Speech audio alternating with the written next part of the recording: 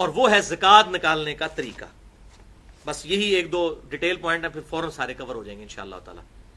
زکات نکالنے کا کیلکولیٹ کرنے کا طریقہ کیا ہے یہ بھی آپ سمجھ لیں. اب جتنی ہم نے تھیوری ابھی تک 11 پوائنٹ سمجھے ہیں، اس کی روشنی میں آپ کو نصاب بھی کلیئر ہو گیا، کتنی زکات دینی ہے یہ بھی کلیئر ہو گیا، کس کس چیز کے اوپر زکات دینی ہے یہ بھی کلیئر ہو گیا. اب آج کل کے دور کے اعتبار سے مینلی 3 طرح کی چیزیں ہیں جن کو آپ نے جمع کر کے اپنی زکات کیلکولیٹ کرنی ہے. یہ بڑا آسان طریقہ ہے. مجھے بڑے لوگ ای میلز کر رہے تھے بڑے عرصے سے زکات پہ کوئی لیکچر دیں، پھر وہ اپنا پورا حساب کتاب بیچتے ہیں کہ زکات کیلکولیٹ کریں جی، وہ 40 پہ تقسیم بھی نہیں بیچارے کر سکتے.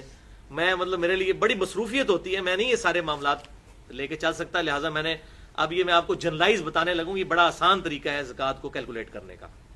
مینلی 3 طرح کی چیزیں. نمبر 1 سونا، چاہے وہ ٹکی کی فارم میں ہو یا ان زیورات کی فارم میں ہو جو آپ نے کنز بنا کر جوڑ کے رکھے ہوئے ہیں برے وقت کے لیے. نمبر 2 کرنسی، چاہے روپے کی شکل میں ہو، ڈالر کی شکل میں ہو، پاؤنڈ کی شکل میں، یورو کی شکل میں، ریال کی شکل میں، اس کا بھی ظاہر سونے والا ہی نصاب ہے. اور تیسری چیز ہے مال تجارت، دکان ہے، میڈیکل سٹور ہے، اس کے اندر آپ نے کوئی مال ڈالا ہوا ہے بیچنے کی نیت سے. اسی طریقے سے کمرشل پلاٹس ہیں بیچنے کے لیے رکھے ہوئے ہیں. ان تینوں کیٹیگریز کے مال کو آپ جمع کریں گے، اس ٹوٹل مال کے اوپر آپ زکات نکالیں گے اگر وہ تھریش ہولڈ پوائنٹ کو کراس کر جاتا ہے. تو ان کی اوریجنل مارکیٹ ویلیو نکالی جائے. مثلا اگر آپ کے پاس زیور ہے، یا کچھ سنیارے بھی بیٹھے ہوئے ہیں، گولڈ سمتھ بھی بیٹھے ہوئے ہیں، ان کے پاس آپ زیور لے کے جائیں، دیکھیں آپ کے ساتھ کیا کرتے ہیں. یہ 48,500 روپیہ تولہ ہے نا، تو اب آپ ان کو کہیں گے میں نے بیچنا ہے، تو یہ آپ کہیں گے یہ 40,000 آپ کو ملے گا، باقی تو کاٹ ہے، یا 42,000 ملے گا. تو اس 40 یا 42,000 کے اوپر زکات ہوگی، 48,000 کے اوپر زکات نہیں ہوگی. 48,500 کے اوپر جو اس کو آپ بیچنے جائیں اس وقت جو آپ کو نیٹ مل رہا ہے، شریعت کسی پہ ظلم نہیں کرتی، جو اس وقت مال مل رہا ہے اس کی قیمت آپ لگوائیں کاٹ نکال کے. کیونکہ یہاں پر کاٹ اس لیے ڈالی جاتی ہے، وہ 24 کیرٹ سونا تو نہیں ہوتا، اس کو 22 کیرٹ کر دیتے ہیں، اور وہ جو اس کی مزدوری ہے اس میں ڈال کے تو وہ 24 کیرٹ کے پیسے چارج کر لیتے ہیں، یعنی کان کو ایسے کر کے پکڑتے ہیں. برا نہیں بنانا جی، سنے آ رہے ہو. اچھا، بہرحال تو اس کی آپ مارکیٹ ویلیو نکالیں گے. کمرشل پلاٹ کی بھی ویسے آگے پراپرٹی ڈیلر بڑا کان بھرتے ہیں جی، تو 1.5 کروڑ کا ہو گیا، 2 کروڑ کا بیچنے جائیں گے تو شاید 1.25 کروڑ کا بھی نہ بکے.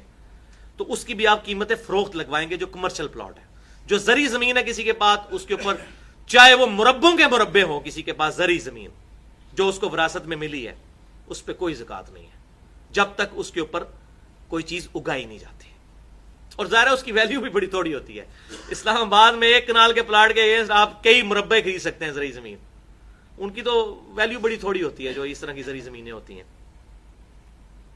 بہرحال اب یہ تینوں طرح کی چیزوں کو، یعنی سونے کو اور کرنسی کو، چاہے وہ روپیہ ہو، چاہے وہ ڈالر ہو یا پاؤنڈ ہو یا ریال ہو، اور تیسری چیز مال تجارت کو، ان تینوں کی آپ رقم نکالیں کتنی بنتی ہے. ان تینوں کو جمع کرنے کے بعد پھر اس کو 40 پہ تقسیم کریں، اور جو جواب آئے وہ آپ زکات دیں گے. البتہ اگر آپ نے کسی سے قرض اٹھایا ہوا ہے تو اس قرض کو آپ پھر اس میں سے نکال دیں گے. لیکن وہ نکالیں گے اس صورت میں اگر ایڈ بھی کیا ہوگا. یہ نہ ہوگا وہ اپنے مال میں سے اس کو نکال دیں. مثلا آپ کے پاس 10 لاکھ روپے تھے، 10 لاکھ آپ نے قرض اٹھایا تو کتنے ہو گئے؟ 20. تو 20 میں سے 10 نکالیں گے، اپنے 10 میں سے 10 نکال کے 0 نہیں کر دینا. یہ نہیں ہے جناب چوپڑیاں نالے دو، ٹھیک ہے نا جی. تو ٹوٹل مال میں سے ڈیٹ کو نکالیں گے، پھر آپ کی اکویٹی آئے گی جو آپ کا راس المال ہے. اب میں ایک آپ کو ٹیسٹ کیس بتا دیتا ہوں تاکہ آپ کو سمجھ بھی آ جائے. ایک میں نے فرضی کیس بنایا کہ ایک بندے کے پاس 4 تولے سونا ہے. اب یہ خود تو تھریش ہولڈ پوائنٹ نصاب پہ نہیں پہنچتا، 7.5 تولے پہ تو نہیں پہنچتا نا، 4 تولے. 4 تولے کی آج 23 اگست 2014 کو پاکستان کے مطابق جو قیمت بنتی ہے 48,500 روپیہ تولہ کے تحت 1,94,000. لیکن اس کے پاس 30 لاکھ روپے کا کمرشل پلاٹ بھی ہے جو اس نے اپنی جمع پونجی رکھی ہوئی ہے بیچنے کی غرض سے، ذاتی مکان بنانے کے لیے نہیں. اگر مکان بنانے کے لیے تو وہ تو نہیں ہوگی، پھر اس پہ زکات نہیں. اس 30 لاکھ کو اس 1,94,000 میں جمع کریں، 31,94,000 بن گیا. پھر اس کی دکان میں 50 لاکھ کا مال بھی ڈلا ہوا ہے، تو اس 50 لاکھ کو بھی اس میں آپ ایڈ کریں گے. اب اس نے 10 لاکھ قرض بھی کہیں سے اٹھایا ہوا ہے، یعنی جو 50 لاکھ دکان کا مال ہے وہ 50 لاکھ سارا اس کا وہ نہیں ہے، 40 اپنا ہے اور 10 کا قرض اٹھایا ہوا ہے، تو 40 میں سے 10 نہیں مائنس ہوں گے، 50 میں سے 10 مائنس ہوں گے، تو 40 ہی وہ نیٹ نکل آئے گا اس کا۔ یہ 40 لاکھ بھی جمع کر لیں، 30 لاکھ کا پلاٹ بھی جمع کر لیا، 4 تولے سونے کی قیمت بھی جمع کر لی، اب اس کی کل بچت جو بنی 81,94,000 اور 10 لاکھ آپ نے اس میں سے قرض جو لیا ہوا وہ نکال دیا، تو بنا 71,94,000۔ اس کو 40 پہ تقسیم کریں، 40واں حصہ یعنی 2.5% اس کا نکلے گا 1,79,000 1,79,850، یہ اس کی زکات نکلے گی۔ یہ ہے بھائیو زکات نکالنے کا طریقہ۔ علمی پوائنٹ نمبر 13، زکات کے مصارف کون کون سے ہیں؟ یہ ہے سورۃ التوبہ کی آیت نمبر 60 میں اللہ تعالیٰ نے بیان کیے ہیں کہ 8 طرح کے مصارف ہیں، کیٹیگریز ہیں جن پہ آپ زکات لگا سکتے ہیں، وہاں پہ آپ زکات دے سکتے ہیں۔ بسم اللہ الرحمن الرحیم، انما الصدقات للفقراء، بے شک صدقات، زکات، فرض صدقہ یہ تو ہے غریبوں کے لیے، فقیروں کے لیے۔ فقیر اس غریب کو کہتے ہیں جو سوال نہ کرتا ہو لیکن ہو غریب۔ والمساکین، اور مسکینوں کے لیے۔ مسکین اس غریب کو کہتے ہیں جو لوگوں سے مال بھی مانگ بھی لے۔ فقیر وہ جو مانگے نہ لیکن اپنی حالت اس کی نظر آ رہی ہو کہ یہ غریب آدمی ہے، سفید پوش، اور مسکین وہ جو سائل بن کے ہے، مانگ لے، دو گے۔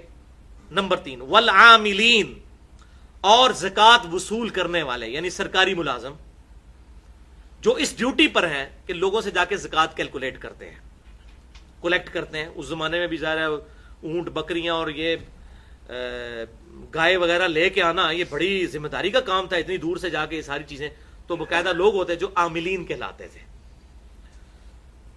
3 ہو گئی۔ نمبر 4،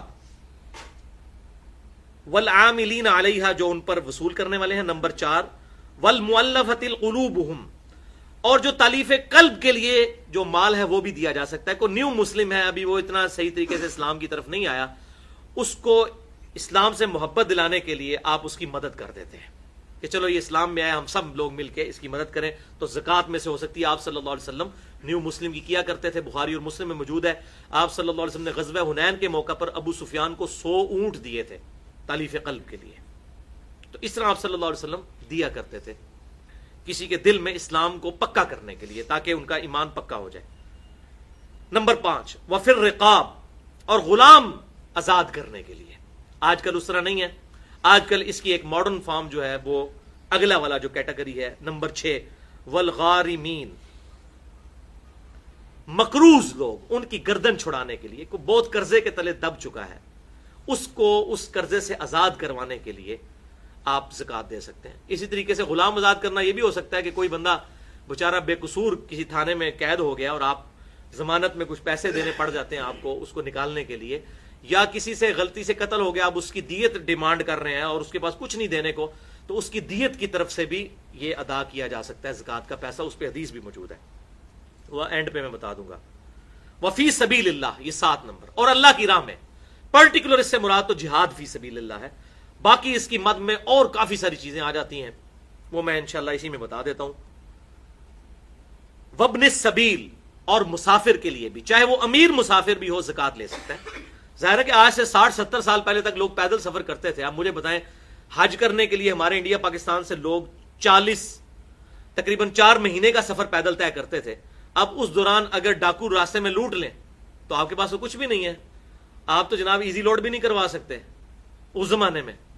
یہ تو 40-50 سال ہوئے نا، 1350 سال تو ہم نے اس طرح نہیں دیکھے ہیں نا، آج کے زمانے سے تو نہ سوچیں۔ اسی طریقے آج کل بھی ہو جاتا ہے کہ آپ کسی دوسرے شہر میں گئے ہوئے ہیں، وہاں آپ کی جیب کٹ گئی ہے، تو ظاہر ہے اب آپ کو گھر آنے کے لیے یا تو اب یہ ایزی پیسہ والا معاملہ، اس طرح کی جو چیز شروع ہوئی ہے اسے کر سکتے ہیں، وہ بھی جو بیچارہ پڑھا لکھا بندہ ہے وہی کر لے گا نا۔ عام آدمی تو کسی کی ریکویسٹ ہی کرے گا نا کہ بھائی مجھے تھوڑا کرایہ دے دے، میں اپنے گھر تک تو پہنچ جاؤں۔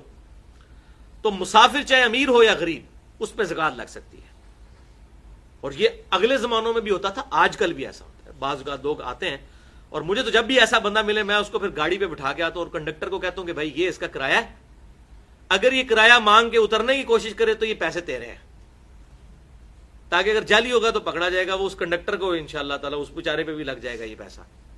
تو اس طرح کریں کہ اس کو آپ بٹھا دیں اس گاڑی پہ کہ آپ نے جانا ہے بھائی، آپ لاہور میں جیب کٹ گئی اور آپ نے اسلام آباد جانا ہے تو بھائی آپ کو ٹکٹ لے کے دے دیتے ہیں، آپ کو ریل کار میں بٹھا دیتے ہیں، وہاں پہنچ جائیں گے انشاءاللہ تعالیٰ. پیسے نہ ہاتھ میں دیں تاکہ یہ بھی چیز جو ہے وہ ایڈریس ہو جائے. فریضۃ من اللہ، یہ 8 جو مصارف ہیں یہ اللہ کی طرف سے فرض کیے ہوئے ہیں. واللہ علیم حکیم، اور اللہ تعالیٰ علم والا حکمت والا ہے. اللہ کو یہ پتا ہے کہ اس نے یہ نصاب کیوں ان لوگوں کے لیے زکوٰۃ رکھی ہے، یہ اللہ کی حکمت کا تقاضا ہے، اس نے اپنے علم سے یہ چیزیں جج کی ہوئی ہیں. بخاری اور مسلم کی متفق علیہ حدیث ہے، بخاری میں 1496، مسلم 121، کہ آپ صلی اللہ علیہ وسلم نے ارشاد فرمایا کہ زکوٰۃ مالداروں سے لے کر غریبوں میں تقسیم کی جائے گی. یعنی امیروں سے لے کر امیروں میں نہیں، مالداروں سے لے کر غریبوں میں، اور وہ یہ 8 کیٹیگری اوپر آ گئی. اس بات پر بھی اجماع ہے کہ میاں اپنی بیوی کو زکوٰۃ نہیں دے سکتا اور بیوی اپنے خاوند کو زکوٰۃ نہیں دے سکتی. ویسے تو بخاری اور مسلم میں آتا ہے کہ جو مرد اپنے بال بچوں پہ جو کچھ لگاتا ہے وہ صدقہ ہے، لیکن وہ زکوٰۃ نہیں لگا رہا ہوتا. مراد یہ اللہ کے حضور صدقہ لکھا جائے گا، جیسے میں نے پچھلی دفعہ کتنی بتائیں، سبحان اللہ بھی کہنا صدقہ ہے، الحمدللہ کہنا بھی صدقہ ہے، لا الہ الا اللہ بھی صدقہ ہے، اللہ اکبر بھی صدقہ ہے. اس طرح میاں بیوی کا ایک دوسرے پہ خرچ کرنا بھی صدقہ ہے، اور اس میں صحیح مسلم کی میں نے حدیث بتائی تھی، ایون میاں بیوی کا آپس میں ازدواجی تعلق قائم کرنا بھی صدقہ ہے، اس پہ بھی ثواب ملے گا. لیکن آپس میں ایک دوسرے کو زکوٰۃ نہیں دے سکتے. وہ جو فتاوی عالمگیریہ والا مسئلہ ہم نے سنا، وہ والا چکر بھی نہیں کر سکتے، ہیلا بازی بھی نہیں کر سکتے. اسی طریقے سے اس پہ بھی اجماع ہے کہ اولاد کو زکوٰۃ نہیں دی جا سکتی، اولاد اپنے ماں باپ کو نہیں دے سکتی. ماں باپ میں اس کے اپنے ماں باپ بھی شامل ہیں، دادی دادا بھی شامل ہیں، اور نانی نانا بھی شامل ہیں.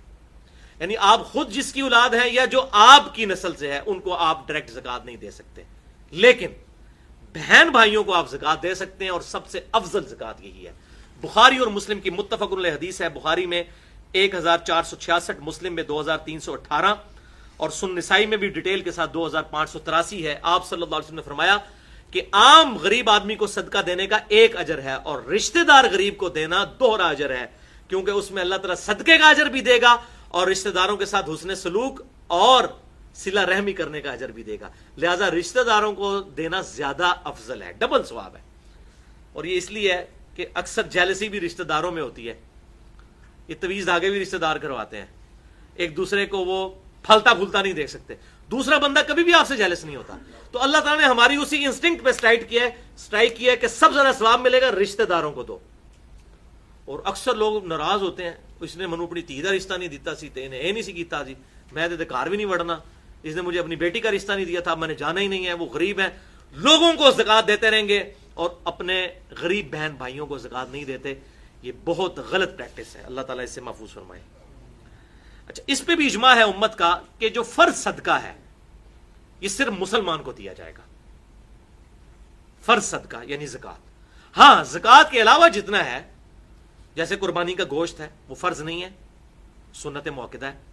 اس طریقے سے ہاں، منت کا جو ہوگا، جیسے یہ منت مانتا ہے کوئی کہ میں بکرا دوں گا اللہ کے نام کا، منت، تو وہ بھی واجب میں آ جاتی ہے، وہ بھی آپ غیر مسلم کو نہیں دے سکتے. لیکن عام حالت میں آپ جو جتنی بھی نظر نیاز کرتے ہیں اللہ کی راہ میں خرچ کریں، اس میں مسلمان کو دیں یا غیر مسلم کو، دونوں صورتوں میں ثواب ہوگا. یہ نہیں ہے کہ مسلمان کو دینے سے ہی ہوگا. لیکن جو فرض صدقہ ہے وہ صرف فرض زکوٰۃ وہ صرف مسلمان کو دے سکتے ہیں، غیر مسلم کو نہیں دے سکتے. اب رہا فی سبیل اللہ کا مسئلہ. تو بھائیو، فی سبیل اللہ کی مد بہت بڑی ہے.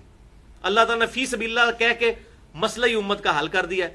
فی سبیل اللہ میں آپ کسی غریب بچے کی فیس بھی دے سکتے ہیں، کوئی لائبریری بنوا سکتے ہیں، رفاع عامہ کے کام کر سکتے ہیں، کوئی گلی بنوا سکتے ہیں، کہیں پر کنواں نہیں آپ کنواں کھدوا سکتے ہیں، چاہے امیر وہاں سے استعمال کرے پانی چاہے غریب. رفاع عامہ کے جتنے کام ہیں یہ سب کے سب کام فی سبیل اللہ میں شامل ہیں. اسی طریقے سے کوئی ٹی وی چینل ہے ایسا جو صرف دین کی دعوت کا کام کرتا ہے اور اس کو کمائی کا ذریعہ نہیں بناتا، نو پروفٹ نو لاس پہ، اس کو بھی زکوٰۃ لگ سکتی ہے. تو فی سبیل اللہ کی مد بہت بڑی ہے. اس میں آپ مسجد کے اوپر بھی لگ سکتا ہے. مسجد میں تو اختلاف ہے، دونوں طرف اقوال موجود ہیں، لیکن مدرسے کے اوپر سب کا اجماع ہے کہ دینی مدرسے کے اوپر بھی لگ سکتا ہے.